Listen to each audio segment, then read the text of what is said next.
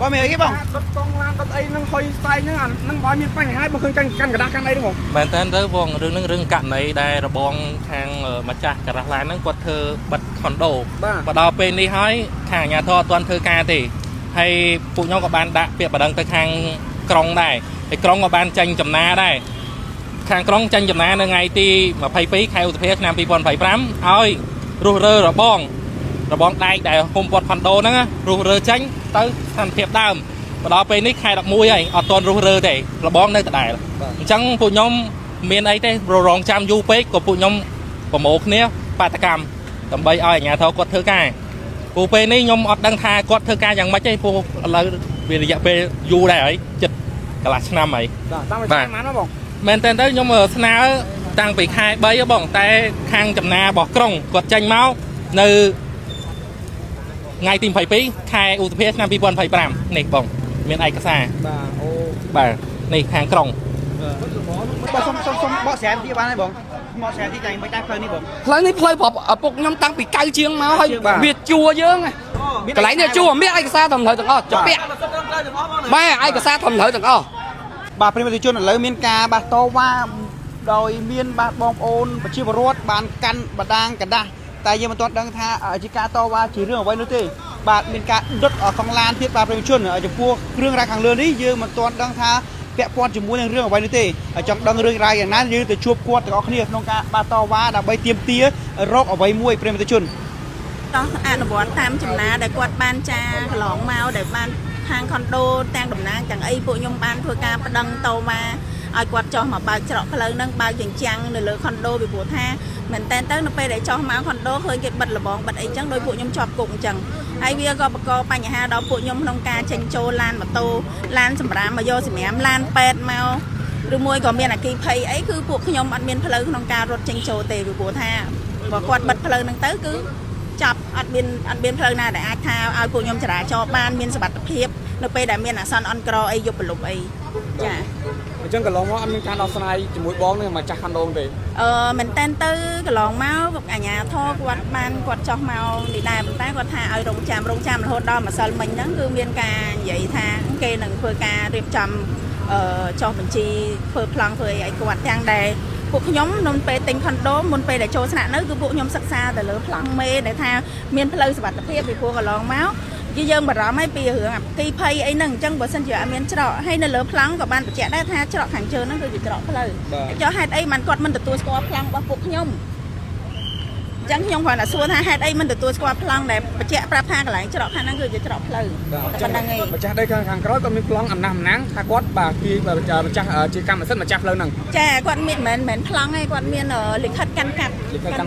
ដែលចេញនៅក្នុងឆ្នាំ9ជាងឆ្នាំ9ជាងមកចារៀងចឹងមានយកឯកសារនៅក្នុងกระดาษហ្នឹងមានបញ្ជាក់តាំងពីថ្ងៃណាខែណាកាន់កាប់មកទេបងដូចជាតាមខ្ញុំចាំដូចជានៅក្នុងឆ្នាំ91គឺកាន់កាប់ជាបណ្ដោះអាសន្នចារហូតដល់មានការកែប្រែឬមួយក៏មានការអភិវឌ្ឍដីធ្លីទីក្រុងអីអាហ្នឹងនៅលើលិខិតចំណានហ្នឹងគេបានបញ្ជាក់អីថានឹងមានការចាត់ចែងតាមក្រុងឬមួយក៏តាមអាជ្ញាធរអីចឹងណាចាប៉ុន្តែកន្លងមកទៅលើប្លង់អមម៉ាត់ពួកខ្ញុំចេញក្រោយគេបញ្ជាក់ថាកន្លែងហ្នឹងច្រកផ្លូវប៉ុន្តែគេថាគេមិនទទួលស្គាល់អាផ្លាំងហ្នឹងទេទៅទទួលស្គាល់អាឆ្នាំ91ហ្នឹងវិញខ្ញុំមកដល់ឃើញចឹងហ្មងបាទខ្ញុំមកធាក់ស្ដែងកាត់រហូតទៅលោកវិញខ្លាចពី3ដល់មិនបាទចឹងទៅអើបាទអញ្ចឹងបងក្នុងការផ្សព្វផ្សាយថ្ងៃនេះបងមានការសំណូមពរឲ្យអាជ្ញាធរពង្រឿននឹងការដោះស្រាយចាចង់ឲ្យគាត់ពង្រឿនក្នុងការដោះស្រាយហើយឲ្យមានភាពយុត្តិធម៌ទៅលើតម្លាភាពប្លង់របស់ពួកខ្ញុំផងកុំដោះស្រាយដោយមិនមានតម្លាភាពចាអញ្ចឹងក៏កន្លងមកគាត់បានដាក់ខាង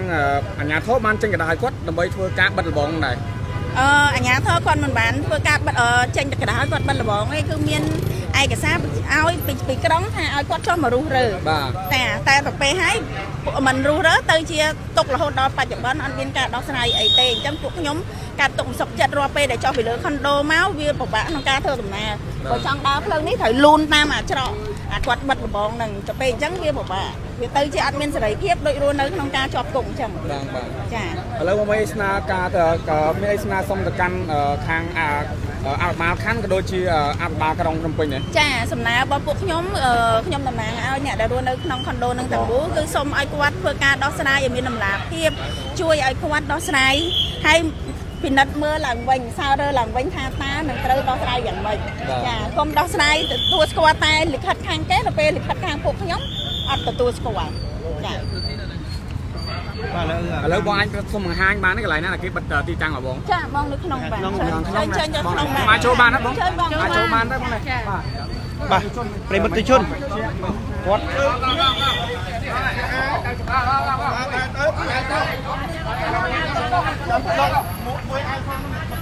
បាទឥឡូវសមត្ថកិច្ចបាទសមត្ថកិច្ចអាជ្ញាធរបានធ្វើការបាទ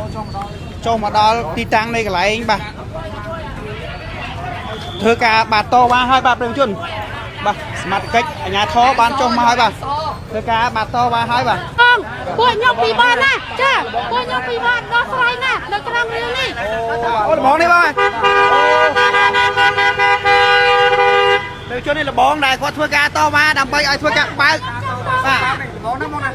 បាទលបងដៃហ្នឹងជាបរិបទរកខ្ញុំចង់តវ៉ាអាលបងនេះទៅចេញដើម្បីឲ្យពួកខ្ញុំចុះពីលើខុនដូមកឲ្យស្រួលកុំឲ្យពិបាកឯងនៅណាអាគេខ្ញុំហើយមើលឯងចាំមើលជួដីឯងមានឯកសារជួកន្លែងនេះគឺជាដីកម្មសិទ្ធិរបស់រដ្ឋាភិបាលមិនមែនខ្ញុំសូមចាប់ប្រាប់ចេះដីមានប្លង់ប៉ុន្តែដីនេះដីខ្ញុំចង់ផ្លូវសាធារណៈវាផ្លូវនេះគឺសាធារណៈវាមិនមែនផ្លូវនេះទេបងមិនអញ្ចឹងពួកខ្ញុំមិនមកតែងខុនដោនេះទេបងមិនមាននោះមកសូវវិញយើងហៅទៅបើសុំបកស្រាយទីបានហើយបងបកស្រាយទីយ៉ាងមិនដែរផ្លូវនេះបងផ្លូវនេះផ្លូវប្រពុកខ្ញុំតាំងពីកៅជាងមកហើយវាជួយើងកន្លែងនេះជួមានឯកសារត្រឹមត្រូវទាំងអស់ចាពាក់បែឯកសារត្រឹមត្រូវទាំងអស់ខ្ញុំកាន់កាប់តាំងពីឆ្នាំ1991មានសេចក្តីសម្រេចបាទដីនេះជួខ្ញុំពីមុនលបងតាជួខ្ញុំមកជួចេញចូលអត់បងលុយមួយឆ្នាំជាងឯកសារមានទាំងអស់អញ្ចឹងបងប្រហែលដែរបងចិត្ត20ម៉ឺនហើយចិត្ត20ម៉ឺនបាទចិត្ត20ម៉ឺនហើយខ្ញុំអត់បងផ្សារបិទលបងបាទផ្សារបិទលបងហើយខានគេចោះទៅសម្របសម្រួលច្រើនដងគេសុំឲ្យខ្ញុំចាំឲ្យមេនឹងចោះមកជួបបាទដើម្បីសម្របសម្រួលសិនអត់ចោះទេដល់រងថ្ងៃហើយក៏ខ្ញុំទុកនៅឲ្យបើកធម្មតាចាំដោះស្រាយដែរបងចង់ដោះស្រាយបាទសងតលុយខ្ញុំអូខេបាទអត់ទេធ្វើខុងក្រាថ្មីបាទព្រោះខ្ញុំមានឯកសារត្រឹមត្រូវបាទហើយឥឡូវជាប់ខ្ញុំជាង1ឆ្នាំហើយខណ្ឌអីមានឯកសារទាំងអស់បើសិនថាខ្ញុំមកបិទអញ្ចឹងមិនមែនខាងបងអាជ្ញាធរគាត់មកឲ្យធ្វើអញ្ចឹងកើតណាបាទបងសុំកាត់មកតិចមិញហ្នឹងគាត់មានកដាស់បច្ចៈចេញមកពីសាលាក្រុងថាឲ្យរស់រើអាហ្នឹងមិនដែរបងសាលាក្រុងគាត់អត់បានយល់ច្បាស់ថាដីខ្ញុំមានប្លង់ឯកសារខ្ញុំមានតាំងឆ្នាំ1991ឲ្យពុកខ្ញុំកាន់កាប់តាំងប្លង់លឹកអាស័យបងយល់ហ៎បាទសេចក្តីសម្រេចមានតាំងឆ្នាំ1991លោកឲ្យខាងនេះ3ម៉ែត្រក៏មានឯកសារហើយមានកដាស់ទាំងអស់តែគាត់ថាវាអត់នៅជាប់នៅឡាននៅនេះនៅជាប់នៅឡានហើយនៅសង្កាត់ក៏មានតាំងប្លង់សាងសង់ទៀតប្លង់មុខប្លង់ក្រោយទៀតបាទគាត់ចេះទៀមទាតាមពិតគាត់ពីមុនសង់ផ្លូវគាត់ខាងនោះខ្ញុំមានឯកសារប្លង់គាត់ដែលបង្ហាញថាពេលដែលគាត់អីនេះគឺប្លង់គាត់ចេញតាម80ក្រិតមិនមែនអាតាម80រិតនេះពេលដែលគាត់ជួខ្ញុំទៅគាត់សុំខ្ញុំទៅថាចេញតាមហ្នឹងទៅបាទអញ្ចឹងខ្ញុំសុំបកស្រាយប៉ុណ្ណឹងបាទបើសិនថាបាទមិនផ្លូវជាដីកម្មសិទ្ធិបងណាបាទគាត់ច្រើនបងណាចុះបងមិញគាត់ស្រែកថាអារឿងប្លង់កម្មសិទ្ធិដីធ្លីដែលកាន់កាប់មកឆ្នាំ9ជាងមកហ្នឹងគឺថាបដោះអាសន្នមិនមែនជាអចិន្ត្រៃយ៍ទេអាហ្នឹងមិនដល់បងចុះប្លង់ការប្លង់លឹកអាស័យយើងដឹងហើយគឺសេចក្តីសម្រាប់បាទប្លង់សេចក្តីសម្រាប់តាំងពីឆ្នាំចង់និយាយថាសេចក្តីសម្រេចឲ្យប៉ាខ្ញុំកាន់កាប់តាំងពីនោះមកហើយខ្ញុំជួឲ្យគាត់ខ្ញុំនៅខាងក្រោយហ្នឹងអូខ្ញុំចាំបងនៅខាងក្រោយហ្នឹងបាទដោយសារគាត់បិទផ្លូវហ្នឹងបានខ្ញុំទុកនេះចេញចូលខាងក្រោយនេះព្រោះមុខរបរខ្ញុំរកស៊ីខ្ញុំអត់អាចហើយពីមុនខ្ញុំបិទទ្វារមកមិន10អ្នកនៅទីនេះក៏ដឹងដែរខ្ញុំចាក់សោតាំងពី1000សោបាទប្រិមត្តជនបានត្រូវបានអាជ្ញាធរតាមជាការឯកភាពខណ្ឌ12មកណាជួយគាត់ដើម្បីធ្វើការដោះស្រាយហើយក៏ប្រមឯកភាពទៅតាមការស្នើសុំរបស់អាជ្ញាធរឲ្យដើម្បីដោះស្រាយវិវាទនេះដើម្បីឲ្យងាយស្រួលបញ្ចប់បាទ គាត់ធ្វើការសហការបាទទៅទាំងអស់គ្នាតែម្ដងបាទទៅទាំងអស់គ្នាតែម្ដងបាទ